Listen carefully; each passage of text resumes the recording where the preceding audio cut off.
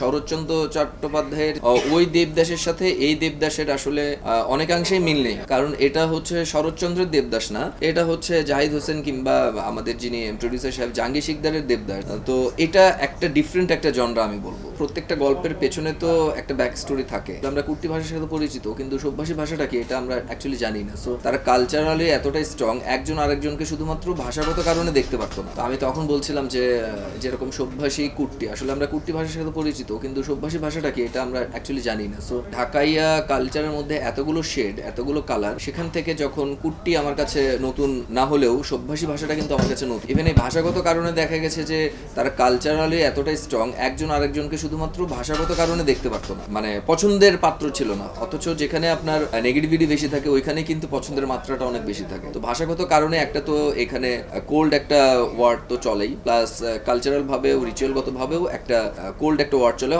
হয়তোবা কেউ কাউকে ফ্ল্যাশ করতে পারে না কিংবা বলতে পারে না। তো ওই জায়গাটা থেকে জার্নিটা আসলে দর্শককে ইন্টারেস্ট জাগাবে সিনেমাটা দেখার। দেখেন, যখন আমরা দেবদাস শব্দটার সাথে আমরা এমনভাবে পরিচিত, শরৎচন্দ্র চট্টোপাধ্যায়ের যে গল্প অবলম্বনে কিন্তু ওই পারে অনেকগুলো ছবি হয়েছে দেবদাসকে কেন্দ্র করে। তো ওই দেবদাসের সাথে এই দেবদাসের আসলে অনেকাংশেই মিল নেই।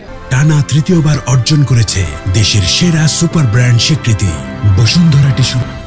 অনেকাংশে মিল নেই কেন? কারণ এটা হচ্ছে শরৎচন্দ্রের দেবদাস না, এটা হচ্ছে জাহিদ হোসেন কিংবা আমাদের যিনি প্রডিউসার সাহেব জাহাঙ্গীর শিকদারের দেবদাস, যার কারণে এটার নাম হচ্ছে ঢাকায় দেবদাস, ঢাকায় কালচার কৃষ্টিকে উঠানোর জন্য, তুলে ধরার জন্য।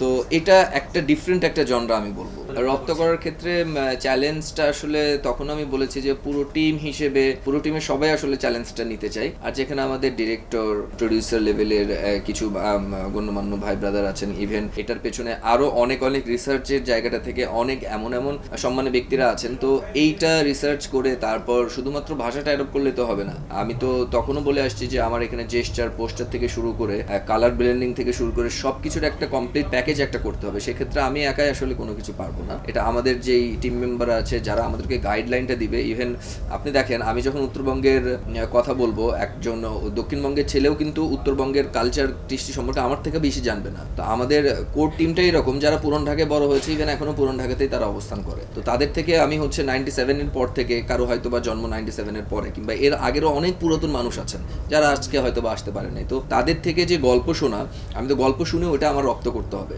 কিংবা ডিরেক্টরিয়াল জায়গা থেকে ভাষাটার যেই ব্যবহার, সেখান থেকেও আমাদের টিমের পেছনে আরো আমার মনে হয় যে পুরো ঢাকায় সম্প্রদায় সবাই আছে, যারা এখন মানে পুরন ঢাকার অ্যাকচুয়ালি যারা বাসিন্দা, এরা সবাই আছেন। ইভেন এনাদের সাথে আমাদের কোর টিমের বিশেষ করে ডিরেক্টর, প্রডিউসার থেকে শুরু করে ভাই ব্রাদার থেকে শুরু করে তাদের অনেকেই আসলে এইটার মানে যখনই শুনেছে তারা যে ঢাকায় দেবদাস, ঢাকায় কৃষ্টি কালচার নিয়ে ছবি হচ্ছে, তো তারাই আসলে মোর দেন এক্সাইটেড আমার থেকে।